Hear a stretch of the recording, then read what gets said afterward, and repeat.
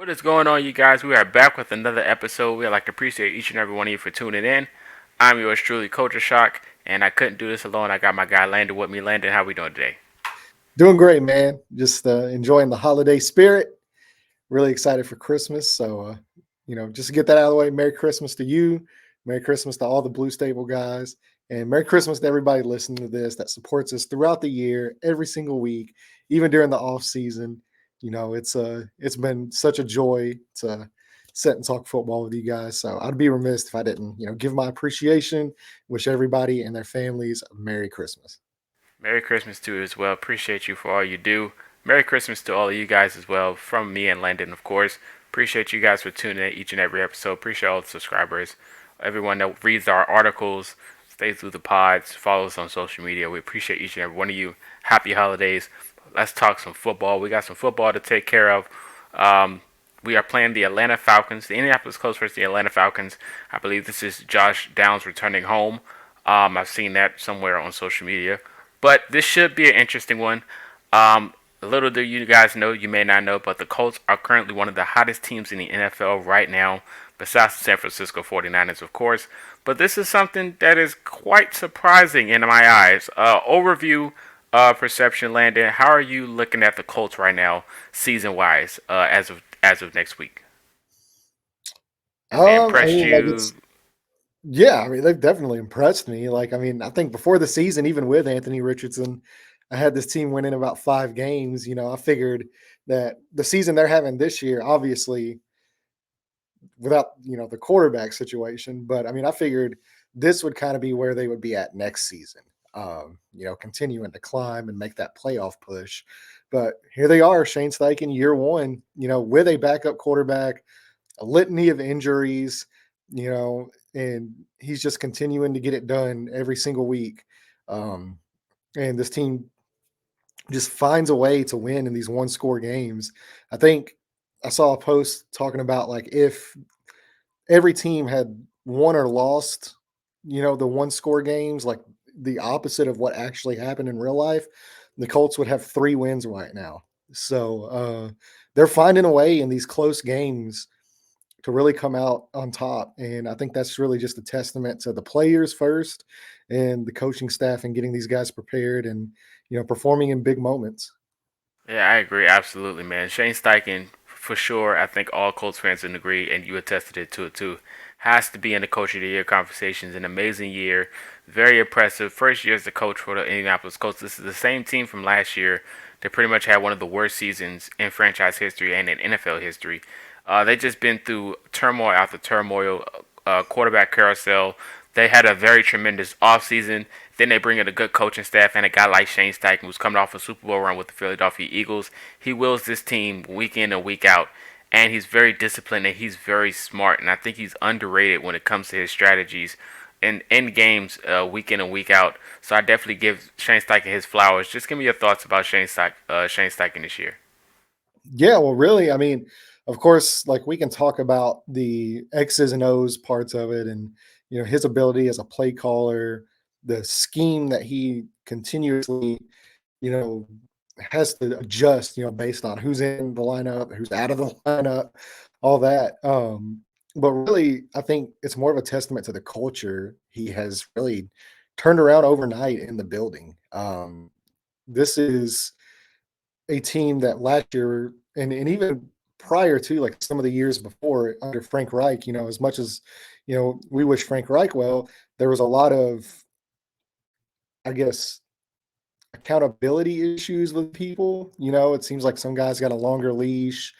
He kind of hired his buddies that weren't necessarily, the best fit for, the team and stuff like that. And it really seems like Shane Steichen has come in and just in year one, I mean, we've seen multiple suspensions now. I think the Colts have had 7 players suspended. And some of those have been team enforced, obviously latest one with, the Tony Brown and Isaiah McKenzie thing, who nobody knows what's happening. We can't get anybody to say anything. Um, I don't know anything. Somebody even asked me today, they were like, what happened with that? I'm like, nope. I haven't heard anything. So yeah, it's really just what's impressed me the most is just the accountability and the culture shift. Like he's not afraid to, even if you're like one of the highest paid players or you're, I mean, if you're not performing up to the standards that he has set in that building, like you're going to be watching from the bench or, possibly even cut. And, uh, I mean, it's very bold to come in year one and really, I mean, it's tough in this league when you're dealing with grown men, grown adults to come in and just put your foot down and establish a culture like that. And I think it's fantastic, for this organization moving forward that we know like, hey, this is the standard. We're going to adhere to this standard. And if you don't meet this standard, you're not going to be here. So, yeah, shout out to Shane Steichen for really pushing forward that. And that's really what revolves around, obviously everything's easier when you're winning, it's all good when you're winning. And whenever you're losing, it's a little bit tougher. But, he's getting the job done. And I think it bodes very well for the future of this franchise.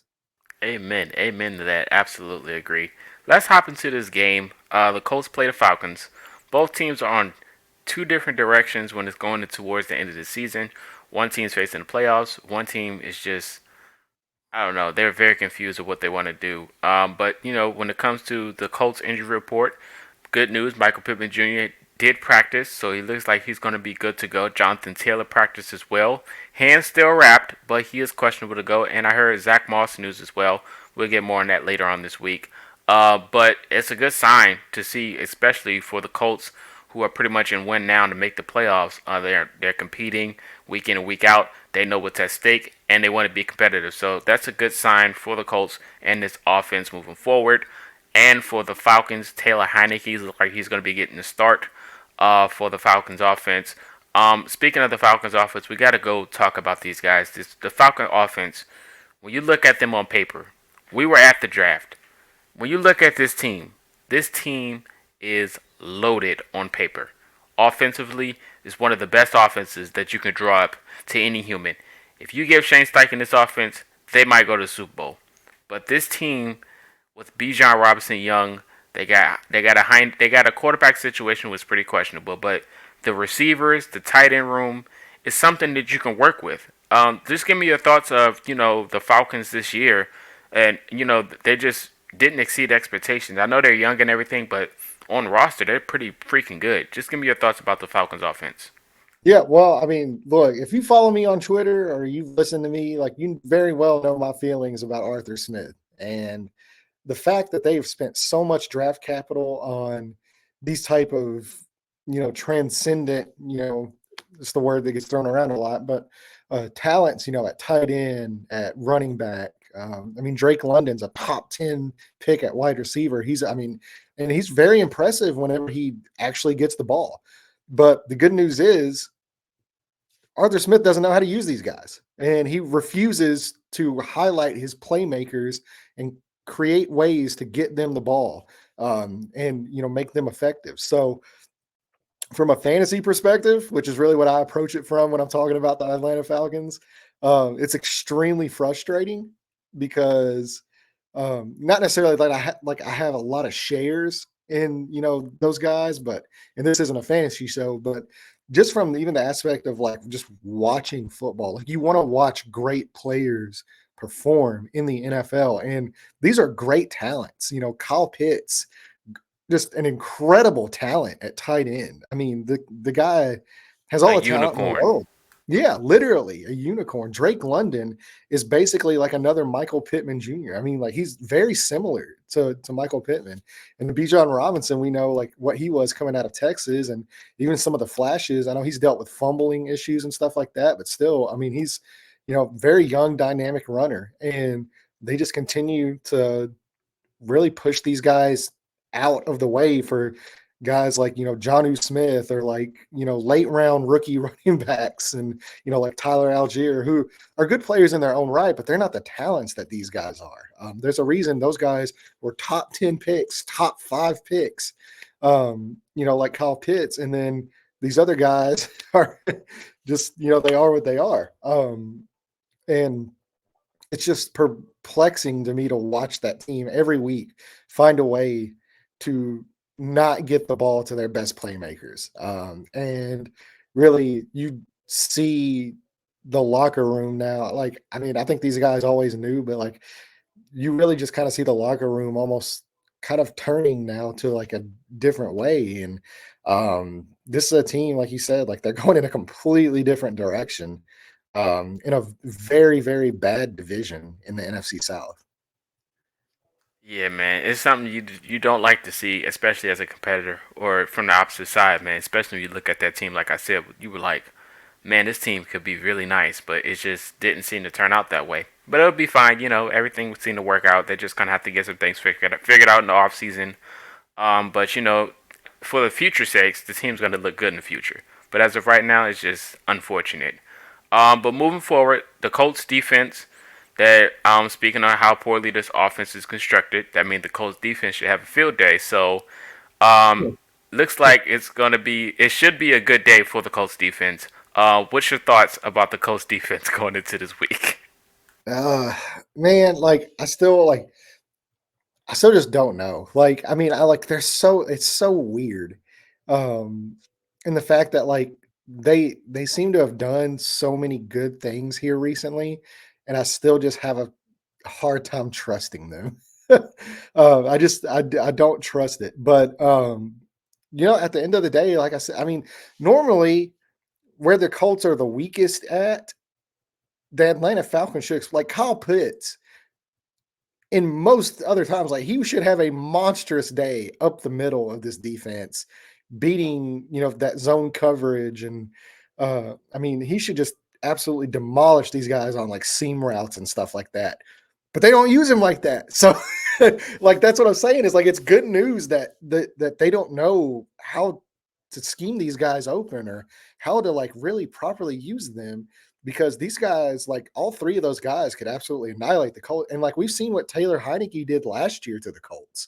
I mean, when he was in Washington, he absolutely shredded I this was defense. there. Yeah, I mean, like it's just like perplex. Like I just makes zero sense.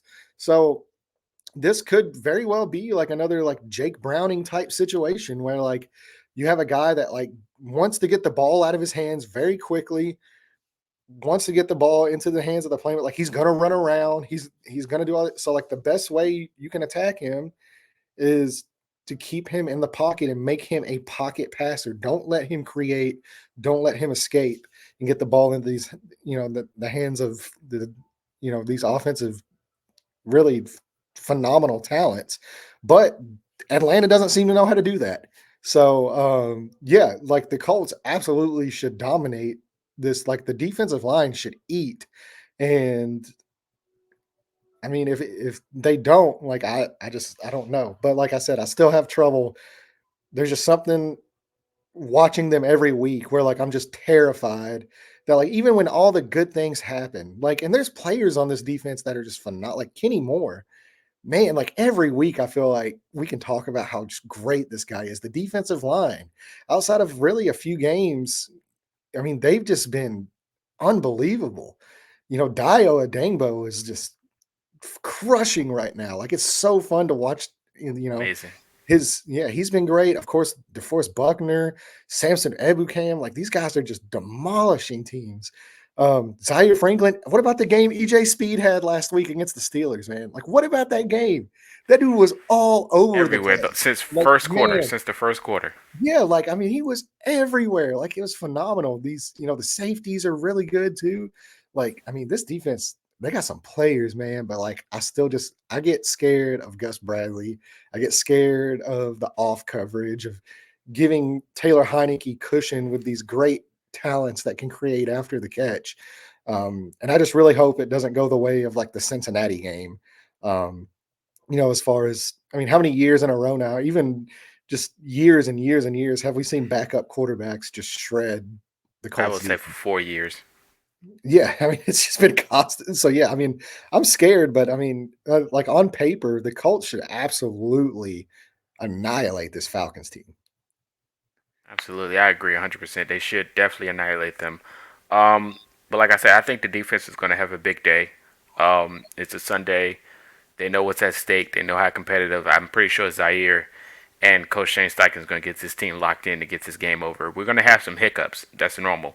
We get it. We're kind of used to it at this point. But I know at the end of the day, when it comes to when all the lights are bright and the game's on the line, Shane Steichen's going to get the guys together, and that defense is going to wake up. So I have total faith in this team moving forward. But I'm gonna get two guys. Who do you think is going to have a standout game? One on offense and one on defense for the Colts. One on offense is easy, man. JT's coming back. It's the Jonathan Taylor show. We saw how well they ran the ball last week, with Trey Sermon and Goodwin. And I mean, like, those guys really showed out. It was really impressive. But none of those guys are Jonathan Taylor. I mean, you're talking about one of the best backs, if not the best back in football, when he's fully healthy, when he's ready to go. And he's going to be back. And I'm so excited to watch Jonathan Taylor in this game. I think he's going to have a monster day. And right in time for your fantasy playoffs too. If we're sticking on like the fantasy thing there, it's playoff time for JT, so he should have a big week. And then on defense, to me, it's going to have to be Kenny Moore again. Like I every week I watch this guy. I mean, he's not only just to me like the best slot corner in football.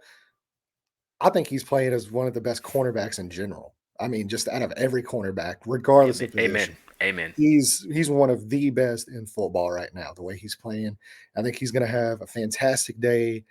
Um, you know, I just, yeah, he's just great. I don't know what else to say. Like, he's just great. He's phenomenal. He should be an all pro this year. Oh yeah, since they got it available now, I'm so Yeah. freaking happy for Kenny, man. This year has just been amazing.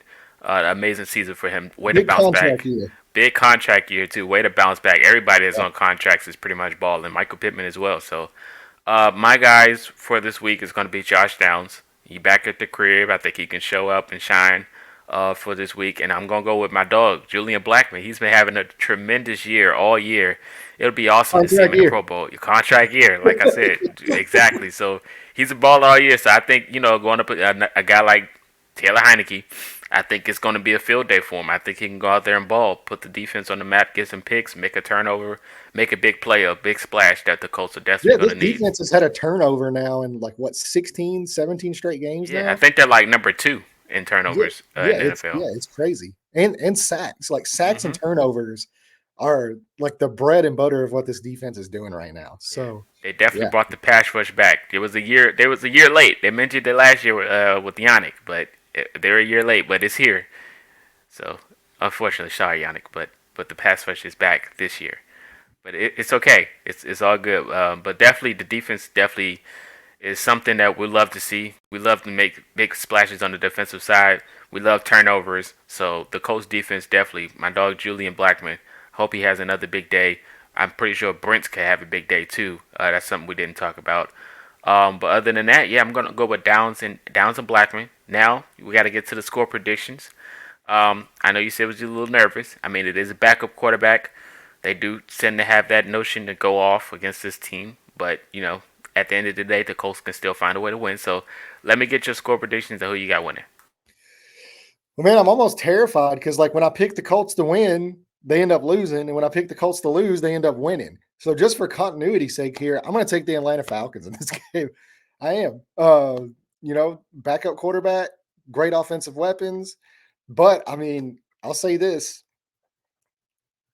in reality, do I expect Atlanta to win? No, they shouldn't. This is a team, and this Sunday is going to tell you everything you need to know about the Atlanta Falcons because this is basically the third time now that the Colts have a chance to get a head coach fired. Um, because obviously the game in Germany with Bill Belichick, the fact that the Colts game was the one that's possibly going to send him out the door is just super poetic. And then obviously Frank Reich fired after the Colts game. So now Arthur Smith is on. I mean, he's on the hot seat, man. His seat is blazing right now. If they lose this game and drop out of contention, because this is it. If they lose this game, it's going to be hard for them to claw their way back into that division race. If they win, they can still put themselves into the playoffs and in the division as far as winning that division. So this is going to tell you all you need to know about where that locker room is, where that coaching staff, if they've tuned him out. But that being said, like I said, every time I pick the Colts to lose, they end up winning the game. Whenever I pick the Colts to win, they end up losing the game. So for continuity's sakes, I'm taking the Atlanta Falcons. You guys are welcome. Go ahead and book that in your sports books.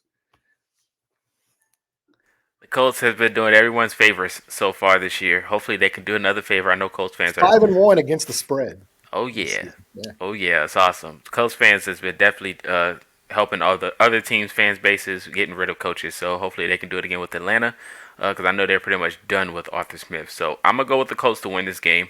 I do think the Falcons offense still got a lot of work to figure out. They'll shine a little bit, but I think the Colts defense for sure will definitely wreak havoc. So I'm gonna go 23-10 with the Colts winning. Hopefully Gardner Minshew can definitely I would like to see a Gardner Minshew rush touchdown this week. Another That shimmy or would be something like sweet. that. And shout That out would to be. Gardner Minshew, man. He Oh balled yeah, out in that Steelers game, man. I the know like he guy. catches like he's so up and down with some of his performance, but like the last few weeks, he's really came to play.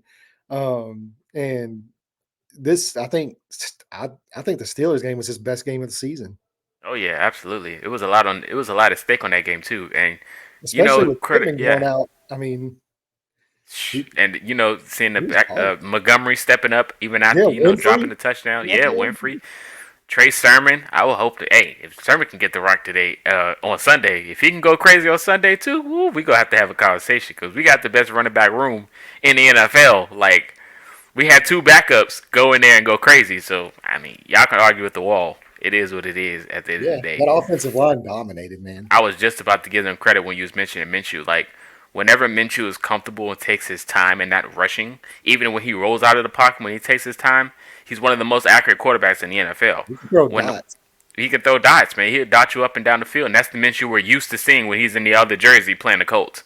So it's a good thing to see him do it in our jersey. So Right. But Right. absolutely, man. But that's all we got for you guys this week. You guys let us know your thoughts in the comment section, score predictions. We hope you have a happy holidays. On Sunday, I should be around to tune in for the game. So if you guys want to react with me and watch the game, feel free to tune in on game day when it goes live. So appreciate you guys.